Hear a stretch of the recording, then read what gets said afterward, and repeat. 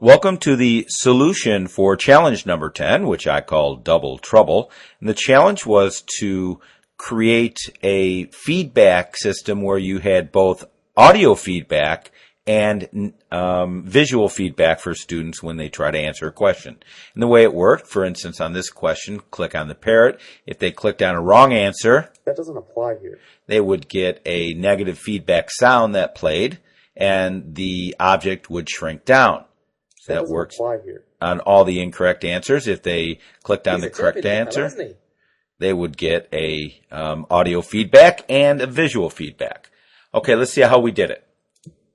All right, here we have the same objects on the page.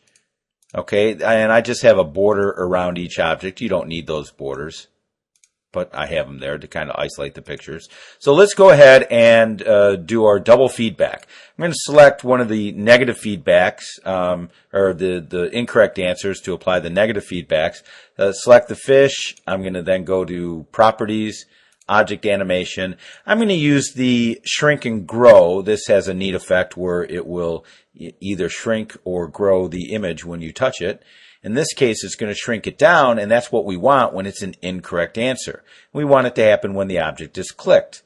So let me bring it back to its enlarged size, and if I click on it, it's just going to shrink down. Perfect. There's one of our negative feedbacks. Now let's go ahead and, why don't I go ahead and apply the animation to the correct answer. So I'm going to go to Properties. In this case, we don't want the parrot to shrink down since it is the correct answer. We want this to expand from its original size right here. So apply the shrink and grow. Now notice it shrinks down, and that's what that, I guess, is its shrunken state. So actually we want to enlarge that right now, its shrunken state, just by clicking on the resize handle, to be the same size approximately as the enlarged state of the negative feedback. And what I mean by that is when I click on the parrot, it's going to grow because it's the correct answer. But when I click on the incorrect answer, it's going to shrink. And I just did that by using my resize handles. Okay, now let's go ahead and apply the sound. So I'm going to right click on the object so the animation doesn't play. I'm going to go down to sound. And what I've done is I've found some MP3 sound files that I'm going to use for negative and positive feedback. And I've saved them on my computer's hard drive in a folder called Sound Effects. And the negative feedback file I just named, that doesn't apply here, .mp3.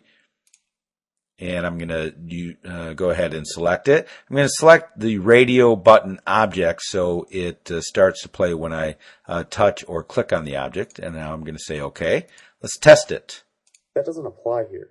Good. Notice that the animation shrunk it down and it played the audio file. That doesn't apply here. So we got a double feedback. And when I touched it again, it grew. So when you do the application, you want to make sure that it starts in the correct animation state.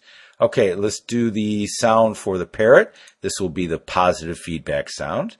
So I select it, go to Sound, browse for my positive feedback sound file, which is he's a chirpy little fellow, isn't he?